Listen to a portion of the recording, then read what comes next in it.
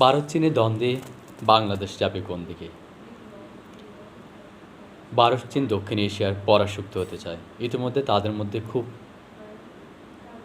যুদ্ধ ভাব আমরা দেখতে পেয়েছি।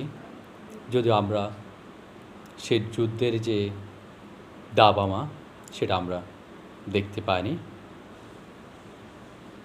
ভারত এবং চীন কোন দিকে যাবে বাংলাদেশ? বাংলাদেশের পররাষ্ট্রনীতি হলো friendship to all, manage to নাল, অর্থাৎ সকলের সাথে বন্ধুত্ব, কারোর সাথে শত্রুতা নয়। আমাদের পররাষ্ট্রনীতি আমরা দিকে লক্ষ্য করলে দেখতে পাবো যে আমরা আসলে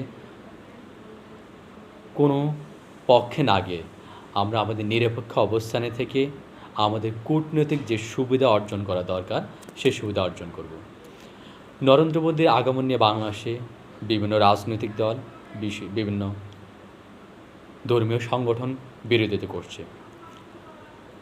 তাদের যুক্তি হলো নরেন্দ্র মোদী একজন সাম্প্রদায়িক মানুষ। নরেন্দ্র মোদীর নির্দেশে ভারতে শত শত হাজার হাজার মুসলমানকে হত্যা করা হয়েছে। গুজরাটের কসাই নামে ইতিমধ্যে যিনি পরিচিত পেয়েছেন। ব্যক্তি নরেন্দ্র মোদীকে অনেকে ঘৃণা করে বাংলাদেশের, কিন্তু বাংলাদেশে নরেন্দ্র মোদী এসেছেন একজন রাষ্ট্রপ্রধান হিসেবে।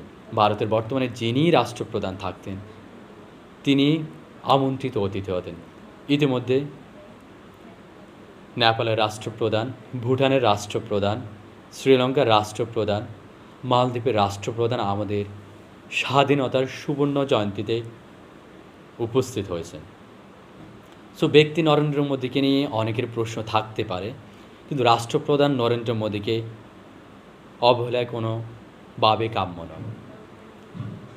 ভারত বাংলাদেশের সম্পর্ক সেই স্বাধীনতার সময় থেকে বাংলাদেশের 1 কোটি মানুষকে শরণার্থী হিসেবে আশ্রয় দেওয়া থেকে শুরু করে তৎকালীন ইন্দিরা গান্ধী প্রায় 30টি দেশ ভ্রমণ করেছেন বাংলাদেশের পক্ষে কথা বলার জন্য। মহান মুক্তিযুদ্ধে ভারতের অবদান অনস্বীকার্য, কিন্তু যুদ্ধের পর থেকে অর্থাৎ 1971-এর পর থেকে ভারতের যে বিমাতা সুলভ আচরণ সেটা আসলে কোনোভাবে কাম্য নয়। একজন প্রতিবেশী রাষ্ট্র হিসেবে আমাদের যে অধিকার পাওয়ার দরকার, বন্ধুত্বমূলক সম্পর্ক, সৌহার্দ্যপূর্ণ সম্পর্ক, সেই সম্পর্কে কিছুটা ইতিমধ্যে চিরে ধরেছে।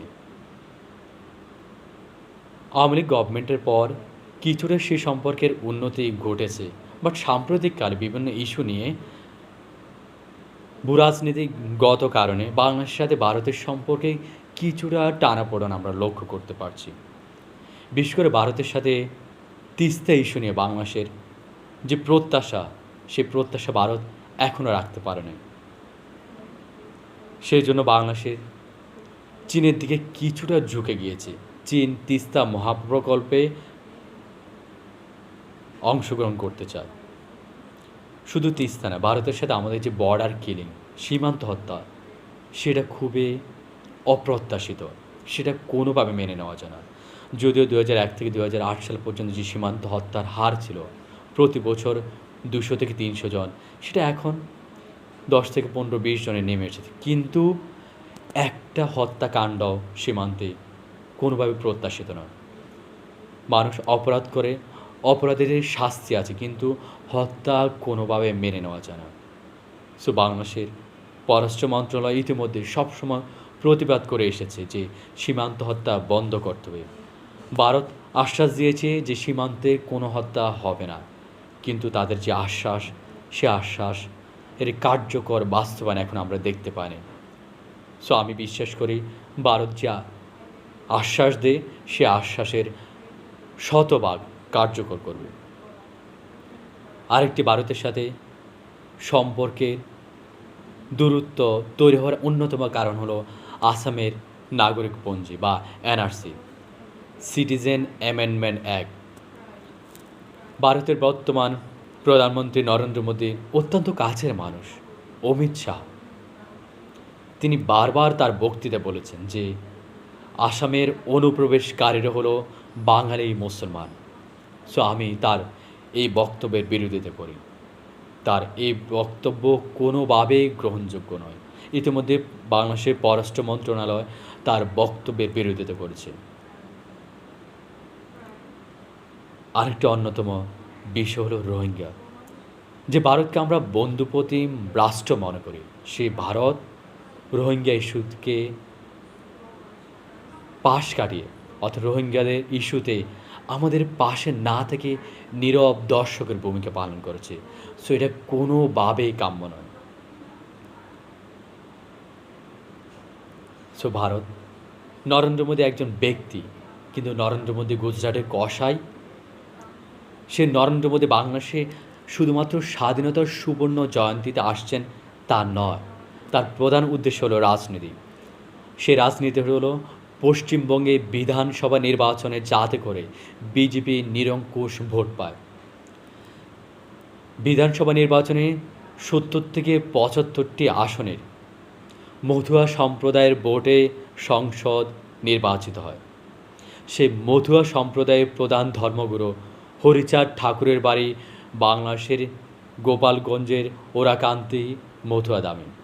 তিনি মধুয়াধামে আসবেন, সেখানে হরিচাঁদ ঠাকুরের জন্মস্থান মধুয়াধামে প্রার্থনা করবেন যাতে করে বিধানসভা নির্বাচনে তিনি তৃণমূল কংগ্রেসকে পরাজিত করতে পারেন। সো তার প্রধান লক্ষ্য রাজনীতি। সো একজন রাষ্ট্রপ্রধান হিসেবে নরেন্দ্র মোদীকে আমি স্বাগত জানাই, কিন্তু একজন ব্যক্তিকে নরেন্দ্র মোদী, একজন গুজরাটের কসাইকে আমি স্বাগত জানাতে পারি না। কিন্তু সবচেয়ে মজার বিষয় হলো বাংলাদেশে যারা নরেন্দ্র মোদীর আগমনের বিরোধিতা করছেন, একজন সাম্প্রদায়িক নেতার আগমনে যারা বিরোধিতা করছেন, তারা নিজেরাও সাম্প্রদায়িক।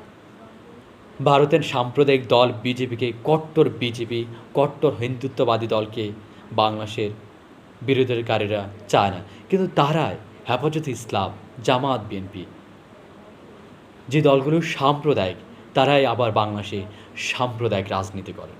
সো এটা খুবই হাস্যকর বিষয় যে নিজেরা অসাম্প্রদায়িক হন, এরপরে অন্য দেশে অসাম্প্রদায়িক দেশ কায়েম করুন।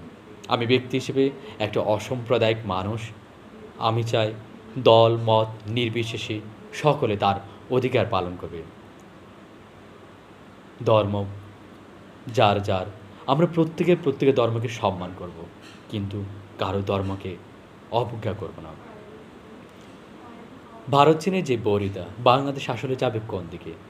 ভূরাজনৈতিক দিক থেকে বাংলাদেশ এখন খুবই গুরুত্বপূর্ণ অবস্থানে আছে, কারণ ভারতের সাথে তার প্রতিবেশী রাষ্ট্রগুলোর অনেক দূরত্ব তৈরি আছে, বিশেষ করে নেপাল, ভুটান, শ্রীলঙ্কা এবং বিভিন্ন কারণে বাংলাদেশের সাথে তাদের দূরত্ব তৈরি আছে। অর্থনৈতিকগতভাবে বাংলাদেশে ভারতের $6 বিলিয়ন বিনিয়োগ হয় প্রতি বছর। অন্যদিকে চীনের বিনিয়োগ হয় প্রায় $12 থেকে $16 বিলিয়ন। সো ইতিমধ্যে চীন বাংলাদেশকে ভূরাজনৈতিকগত কারণে তাদের কাছে টানতে চাচ্ছে, আর ভারত তো সবসময় বাংলাদেশে তাদের বন্ধুপ্রতিম রাষ্ট্র হিসেবে মনে করে।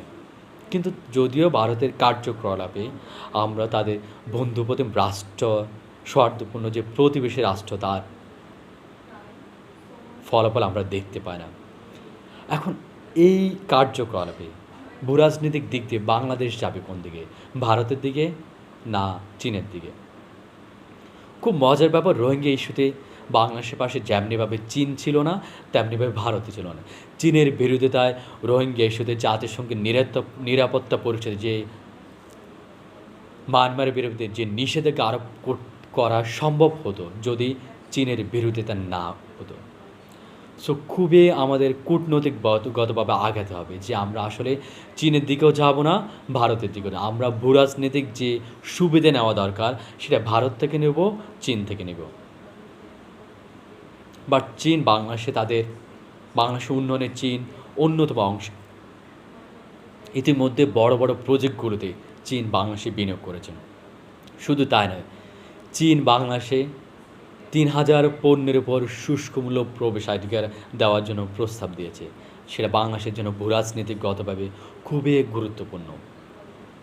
সো আমি বিশ্বাস করি বাংলাদেশের মাননীয় প্রধানমন্ত্রী চীন ভারতের কোনো বেল্টে না গিয়ে নিরপেক্ষ অবস্থানে থেকে বাংলাদেশের যে সুবিধা নেওয়া দরকার, সে সুবিধা আদায় করবেন। তাহলে আমরা ইতিমধ্যে যে আমাদের উন্নয়নের অগ্রযাত্রা অব্যাহত রেখেছেন, উন্নয়নের অগ্রযাত্রা আমরা ২০৪১ সালে যে উন্নত, সমৃদ্ধ, সুখী সমৃদ্ধ, সোনার বাংলা, ডিজিটাল বাংলাদেশের যে স্বপ্ন দেখি, তা বাস্তবায়ন খুবই সম্ভব। সো সকলকে ধন্যবাদ। আমরা আশা করি সকলে আমরা দেশের প্রতি মমত্ববোধ, দেশপ্রেমে উদ্বুদ্ধ হয়ে প্রত্যেকে তার নিজের জায়গা থেকে কাজ করব। আমরা একটি একক দেশ হব, যে দেশে প্রত্যেকটা মানুষ তার দেশের জন্য কাজ করবে। ১৬ কোটি মানুষ হাতে হাত রেখে, কাঁধে কাঁধ রেখে এই দেশকে, এই স্বপ্নের বাংলাদেশকে উন্নত সমৃদ্ধ করার জন্য কাজ করবে। এই হোক স্বাধীনতার সুবর্ণ জয়ন্তীতে আজকের দিন আমাদের সকলের প্রত্যাশা। বঙ্গবন্ধু বলেছিলেন, যদি কেউ ন্যায্য কথা বলে, আমরা সংখ্যায় বেশি হলেও একজনও যদি হয়, তার ন্যায্য কথা আমরা মেনে নেব। কিন্তু আমরা এ দেশকে ভালোবাসবো, বিশৃঙ্খলা করব না, অগ্নি সন্ত্রাস বন্ধ করে আমরা দেশের উন্নয়নের কাতারে সামিল হব। দেশকে আমরা সুখী, সমৃদ্ধ, উন্নত বাংলাদেশ উপহার দেব স্বাধীনতার সুবর্ণ জয়ন্তীতে। এই হোক সকলের প্রতীক্ষা। ধন্যবাদ। সবাই ভালো থাকবেন, ভালো রাখবেন।